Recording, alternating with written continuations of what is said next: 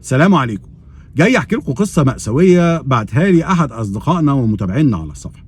مشكلته ان هو قضى سنين عمره في الغربه فوق ال 30 سنه، ولما كبر في السن وبقى فوق ال 60 قال ارجع بقى اعوض تعب السنين واقعد واخد حبه حنيه من ولادي.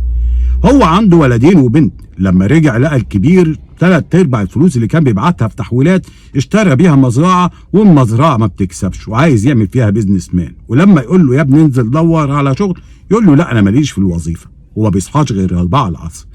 الولد الصغير اشترى عربيه فوق ال 200,000، لكن العربيه على طول عطلانه اتدبس فيها، وكل شهر يطلب منه 10 15 20,000 على ايه عايز يصلحها. قال له يا ابني خلاص انا مش متغرب، انا قاعد جنبيك وخد من التل يختل. لكن الولد ما سمعش الكلام وابتدى يخاصمه وما يتكلمش معاه.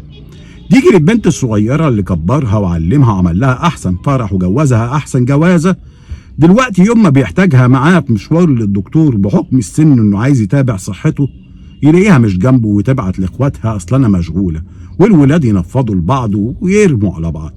لقى نفسه على حد تعبيره قاعد وسط ولاده وحيد، بقى ندمان مش عارف يعمل ايه. بيقول لي ارجع تاني اتغرب ولا اشوف حياتي وابتدي استمتع باللي فاضل وابتدي اقفل عليهم حنفيه الفلوس يمكن يتربوا، ولا اكمل زي ما انا كنت شغال معاهم وربنا يعوض على السنين اللي راحت في الغربه.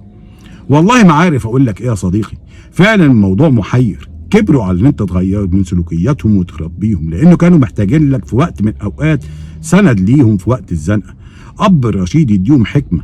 لكن دلوقتي هم خلاص اتعودوا ان بابا بنك فلوس. ولا اقدر اقول لك كمل حياتك، لان في الاول في الاخر دول ولادك، ما نقدرش نقول انك تكمل حياتك وتسيبهم، ما تضمنش يعملوا معاك ايه، لان يا دوبك بس لما ابتديت تنشفها عليهم ابتدوا هم كمان يدوك جهد واسى. هي دي القصه اللي قلت احكي لكم عليها. الراجل فعلا محتار.